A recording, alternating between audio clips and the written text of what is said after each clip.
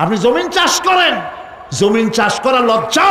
এই পৃথিবীর প্রথম মানুষ আদম আলাইহিস সালাম জমিন চাষ করেছেন, ইদ্রিস আলাইহিস সালাম দর্জিগিরি করেছেন, দাউদ আলাইহিস সালাম কর্মকার হয়ে লোহা দিয়ে অস্ত্র তৈরি করেছেন, নবী করিম সাল্লাল্লাহু আলাইহি ওয়াসাল্লাম ব্যবসা করেছেন।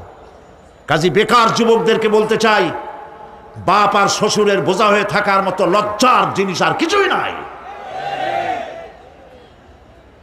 বাপের কামাই খাওয়া লেখাপড়া শেখার পর তোমার জন্য জায়েজ নাই। কাজ করো, কাজের অভাব নাই, হালাল কাজ করো, রুজিতে আল্লাহ বরকত দিয়ে দিবেন। আমার দেশের জমিন এত ভালো, বলার আগেই কোন সুবহানাল্লাহ। সার মার লাগে না, যেখানে সেখানে লাঙ্গল শাবলের দরকার নাই। আঙ্গুল দিয়ে মাটি খুঁচিয়া ঘরের কোনায় আঙ্গুল দিয়ে মাটি খুঁচিয়া কদুর বিচি লাগাই দেন।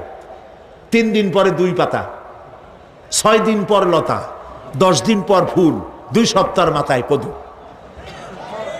সুবহানাল্লাহ। এই আল্লাহর দেওয়া এত সুন্দর কদু খাইয়া কয় সাদের লাউ বানাইলো বই রেখে,